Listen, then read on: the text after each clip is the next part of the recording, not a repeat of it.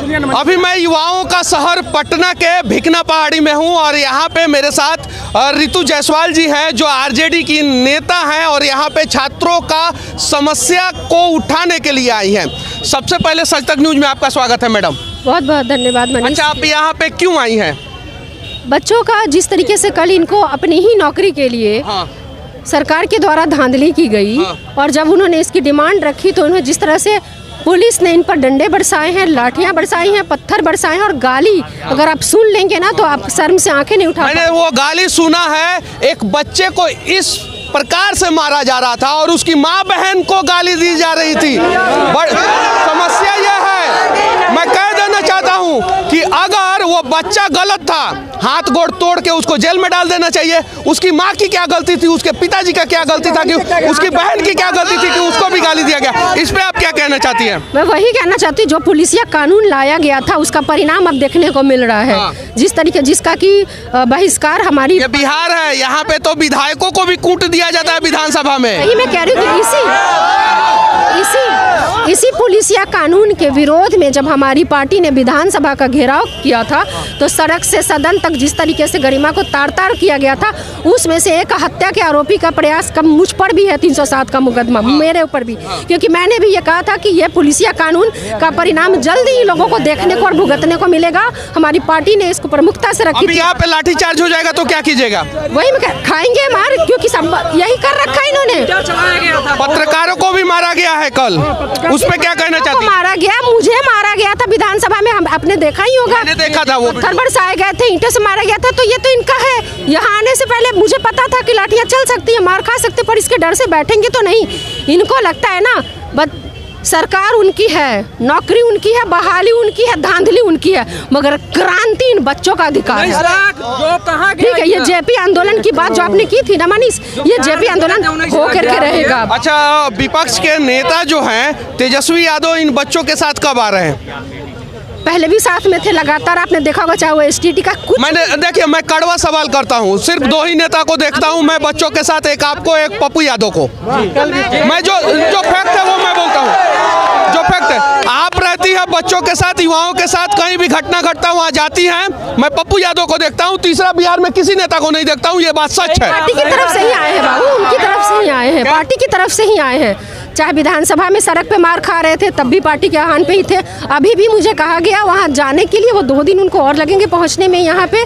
ठीक है, बाहर हैं, आ रहे हैं और उन्होंने वहाँ से लगातार संपर्क में। उन्होंने उम्मीद है कि तेजस्वी यादव जी भी घर से बाहर निकलेंगे, चूंकि बाढ़ आता है तो भी नहीं निकलते हैं और कोई आपदा आता है तो भी नहीं निकलते हैं, लेकिन उसी पार्टी के ये नेता हैं और ये निकलती हैं तो इनका मैं प्रशंसा कर रहा हूं, और पप्पू यादव निकलते हैं तो मैं उनका प्रशंसा कर रहा हूं, क्योंकि मैं झूठ नहीं बोलूंगा, मैं सच बोलूंगा। और उम्मीद है कि 2 दिन बाद वो भी आएंगे और बच्चों का साथ देंगे। क्या नाम हुआ आपका?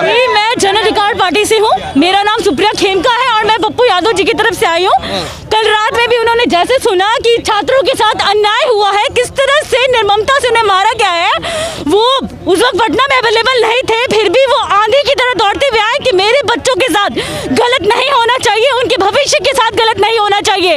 आप देख रहे हैं कि ये सरकार युवा विरोधी है और जो कि हमें ये बर्दाश्त बिल्कुल नहीं है। आज ये सरकार ने लोगों को रोड पे ला दिया है, हमारे युवा पीढ़ी को रोड पे ला के रख दिया है, बस राजनीति रोटी सेकने के लिए।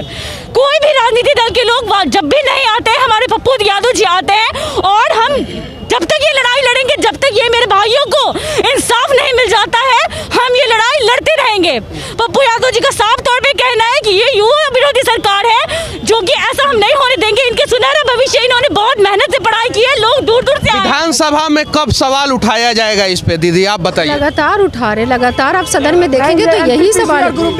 तो ये भी अगर सत्र शुरू होगा, सत्र में ही तो रखी जाएगी ना, तो सत्र जब होगा तो भी उठाया जाएगा, पहले भी उठाया गया है। बच्चों को इंसाफ कब मिलेगा?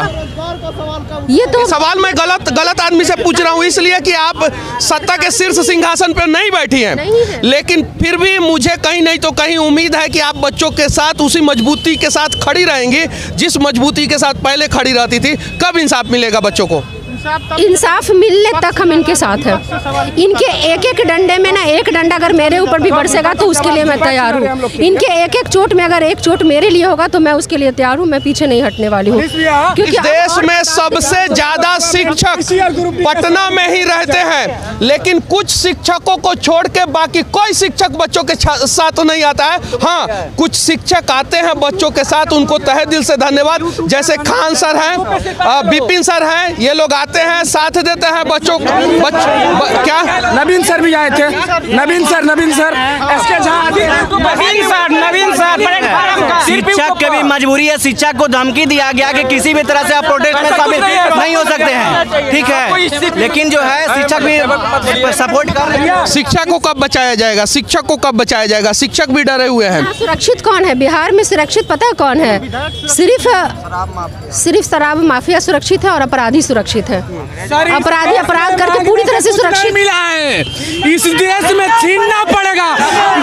आजादी भी छीनना पड़ा था, आजादी भी छीनना पड़ा था और बच्चा का हक भी छीनना पड़ेगा। इस देश में कुछ मांगने ये बच्चे जो है पाकिस्तानी नहीं हैं, ये आतंकवादी नहीं हैं, ये बच्चे अपराधी नहीं हैं, ये बच्चे छात्र हैं, इस देश का भविष्य हैं और इन्हें अपने भविष्य के लिए भी लड़ना पड़ रहा है और मार खाना पड़ रहा है। ये इन्हें नहीं पता है कि तलवारों के साए में इतिहास लिखा जाता है और जिस और जवानी चलती है उस और जमाना चलता है। उम्मीद है कि सरकार इन बातों को समझेगी और जिस दिन सरकार इन बातों को समझ जाएगी शायद बच्चों को सड़कों पे आके इस प्रकार से प्रदर्शन नहीं करना पड़ेगा। और अगर कल बच्चे जो है वो रेलवे स्टेशन पे थे, आंदोलन कर रहे थे, तो कहीं नहीं तो कहीं इसमें सरकार की नाकामी है। नहीं तो एनटीपीसी आरआरबी के बच्चे जो है वो सड़कों पे नहीं उतरते, स्टेशन पे नहीं उतरते अगर इनका हक जो है इन्हें दे दिया जाता। सर कल जो पीटा गया, स्टूडेंट को पीटा गया, जो आंसू के गोले दागे गए, मेरे दोस्त का चप्पल टूट गया यहाँ पे सर। ये मेरे दोस्त का चप्पल टूट गया। हम लोग इतना गरीबी झेल के यहाँ पे पढ़ने के लिए आते हैं। साल का बजट है, बताइए आप एक महीना पहले ग्रुप डी में लगा देते हैं कि मेंस होगा, तो बताइए ये कैसे स्टूडेंट आत्महत्या नहीं करेगा तो और क्या करेगा? एक मिनट, जिस तरह लोकसभा को आप निर्धारित करते हैं, एक लोकसभा से एक स्टूडेंट, एक सदस्य प्रतिनिधित्व संसद करने के लिए जाएगा, उसी तरह तो एक कैंडिडेट के लिए एक रिजल्ट जारी होना चाहिए। सरकार से हमारी कोई मांग नहीं। देखिए, नेताजी लोग अपने लिए बहुत आसान नियम कानून बनाते हैं और अपना पेंशन का भी व्यवस्था बहुत अच्छे ढंग से कर लेते हैं, लेकिन इन बच्चों का भविष्य जो है ना वो बर्बाद करते हैं। सभी प्रकार के कृषि का नेता होता है, सभी प्रकार के मांग, किसी का मांग का नेता होता है। ये स्टूडेंट का नेता कौन होगा सर? इसके पीछे एक कहानी मैं बता रहा हूँ। इन्होंने बहुत अच्छा सवाल किया है कि स्टूडेंट का नेता कौन होगा, तो इन्हीं छात्रों से एक मिनट रुकिए, फिर आप लोगों से भी एक कड़वा सवाल पूछना चाहता हूँ और जवाब दीजिए। रैलियों में भीड़ लगाते हैं छात्र, 150 रुपया का पेट्रोल अगर गाड़ी में डलवा दिया जाता है तो फर्क नहीं पड़ता कि कौन सा झंडा है, हम उठा के जो है जिंदाबाद मुर्दाबाद का नारा लगाते हैं और जब मरते हैं तो वही नेता हमारे साथ नहीं आते हैं। नहीं, देखिए, गलत बात नहीं, मैं जानता हूँ सुनिए, इन नेताओं को बनाने वाला कोई और नहीं हमारे देश का युवा जवान और छात्र है। बस उनको गद्दी से उतारेंगे यही छात्र। बस याद रखना है, किसी भी गलत नेता का सपोर्ट नहीं करना है, चाहे कुछ भी हो जाए। वाला युवा भारत देश है, समझे, और युवा को बेदखल कर दिया जा रहा है। अभी ग्रुप में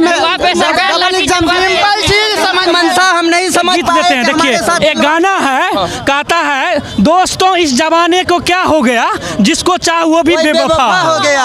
हम लोग मोदी जी सरकार को वोट दिए क्योंकि चाहा उनका, लेकिन उन्हीं को चाह वो बेवफा हो गया। 92 लाख हम लोगों ने ट्वीट किया, 92 लाख ट्वीट किया हम लोगों ने, 92 लाख ट्वीट किया गया। अब वो 1.5 करोड़ ट्वीट हो गया था, ठीक है सर, लेकिन ट्वीट बोल रही है, प्रशासन बोल रही है कि छात्र करे उसलिए लाठी चार्ज करना पड़ा। तो छात्र करे तो लाठी चार्ज हुआ, तो छात्र के माँ बहन को गाली क्यों दिया गया? उनकी क्या गलती थी? उसका सिंपल जवाब है, एक मिनट, अगर छात्र को करना पड़ा तो छात्र तो सबसे पहले 90 लाख ट्वीट किए। आप अगर उस पर एक्शन ले लिए रहते तो क्या जरूरी था लड़कों को पहुंचना? देखिए, मैं कल रात में उत्तर प्रदेश में था, वहाँ पे गोरखपुर में एक रेप की घटना हुई है, वहाँ पे मैं था और जब मुझे पता चला इन लोगों के ऊपर लाठीचार्ज हुआ है तो मैं वहाँ से यहाँ पे आया हूँ। उम्मीद है कि सभी लोग कम से कम इस देश के युवाओं का भविष्य बचाने के लिए प्रयास करेंगे और निष्पक्षता पूर्वक प्रयास करेंगे और इस देश में सबसे ज्यादा युवा जो है ना पटना शहर में रहते हैं। रेलवे ग्रुप डी 2018 में जो वैकेंसी आया था उसमें 1,89,00,000 लड़का फॉर्म फिलअप किया था। उसमें सिंगल सीबीटी लेकर के आप एग्जाम कंडक्ट करा दिए। 2019 में जो ग्रुप डी का वैकेंसी आया उसमें 1,15,00,000 कैंडिडेट फॉर्म फिलअप किया गया। आप भाई से ये पूछना चाहते 1,89,00,000 ज्यादा है, 1,15,00,000? 89,00,000 में आप सीबीटी 1 करके आप एग्जाम कंडक्ट करा सकते हैं, तो 1,15,00,000 में क्यों नहीं? आपको इसकी क्या जरूरत पड़ गई कि ज्यादा में 1 सीबीटी और कम में 2 सीबीटी? अगर यही करना चाहते तो आप नोटिफिकेशन के टाइम करते। चेयरपर्सन साहब जो है अभी 10 दिन पहले लाइव आए थे, किसी मीडिया में लाइव आए, उन्होंने कहा कि 71 पेज का जो मैंने नोटिफिकेशन जारी किया था अब उसमें किसी भी प्रकार से कोई संशोधन नहीं हो सकता है। लेकिन उन्हें कल जो है रात में जो है एक नोटिफिकेशन जारी किया क्या कि अब ग्रुप डी में 2 एग्जाम होंगे, CBT 1 और CBT 2, जो कि आज तक कभी ऐसा लिया नहीं गया है, कहीं से भी जायज नहीं है। मैं कारण बता देना चाहता हूँ, इस देश की सरकार जो है बिहार और उत्तर प्रदेश के युवाओं को बेरोजगार रखना चाहती है, क्योंकि इस देश में अगर कहीं किसी नेता को ताकत दिखाना होता है तो बिहार और उत्तर प्रदेश में वो नेता रैली करता है और जब बिहार और उत्तर प्रदेश के युवा बेरोजगार रहेंगे तो रैलियों में भीड़ लगाएंगे। उसके अलावा एक और चीज मैं बता देना चाहता हूँ, इस देश की सरकार जो है हर चीज को बेचना चाह रही है। अगर रेलवे में ये सभी चले जाएंगे तो वो बिक नहीं पाएगा आसानी से, इसलिए जो है ना वैकेंसी में जानबूझ के गड़बड़ी किया गया है ताकि ये लोग आंदोलन करें और वैकेंसी को निरस्त कर दिया जाए। ये सब चीजें सुधार हो और जल्द से जल्द इन युवाओं का समस्या का समाधान। हाँ, क्या मांग है? मांग बताइए, सिर्फ मांग। मांग यही है कि इन्होंने कहा कि 3 तारीख को जो हम सेंटर शो कर देंगे, 3 तारीख को आपका कहाँ परीक्षा होने वाला एनटीपीसी CBT 2 का, लेकिन हम लोग बोल दिए कि 26 तारीख को गणतंत्र दिवस है, ठीक है, उस दिन से पहले यदि नहीं आपने किया सुधार यानी कल तक, तो फिर अभी जो उग्र आंदोलन जो अभी शुरू नहीं किया, हम लोग शांतिपूर्ण किए हैं, लेकिन उनका मंशा यही है कि करें आंदोलन। कर सकते हैं इससे भी बड़ा, यदि 26 तारीख तक नहीं हुआ तो इससे भी बड़ा। आपको 3 साल पहले पता नहीं था कि कितना स्टूडेंट है, 1 महीना पहले एग्जाम का नोटिस देते हैं कि हम CBT 2 लेंगे। अब ये बताइए कि एक जो 3 साल से आप एक फॉर्म भरवाए हैं तो आपका अंदाजा होगा ना कि ये दलील दे रहे हैं कि जनसंख्या। मैं अभी जहाँ खड़ा हूँ पूरे देश में सबसे ज्यादा शिक्षक और बच्चे इसी जगह पे रहते हैं। यहीं पे जहाँ पे खड़ा हूँ भिकना पहाड़ी बाजार समिति एरिया है ये सब, और यहीं पे सबसे ज्यादा बच्चे रहते हैं। तो उम्मीद है कि इन बच्चों के साथ नाइंसाफी नहीं होगी। आप बोलते हैं देश के पास पैसा नहीं है, 1 मिनट, देश के पास पैसा नहीं है। 13 करोड़ का बाथरूम बनाते हैं मोदी जी स्नान करने के लिए, देश के पास पैसा नहीं है। 20,000 करोड़ का सांसद भवन बनाते हैं, जबकि सांसद भवन इतना अच्छा संसद भवन है, देश के पास पैसा नहीं है। देश के पास सब है, ये साला ये चुतिया नेता लोग सब अपना घर में रखना चाहता है।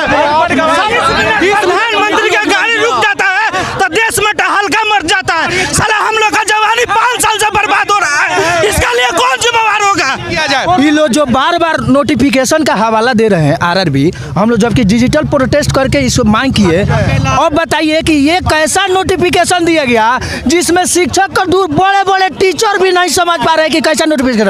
और मैं तो विनती है कि 72 पेज का नोटिफिकेशन इस देश के रेलवे मंत्री जो है एक बार प्रेस कॉन्फ्रेंस करे और 72 पेज का नोटिफिकेशन जो है ना एक बार पढ़ के सुना दे।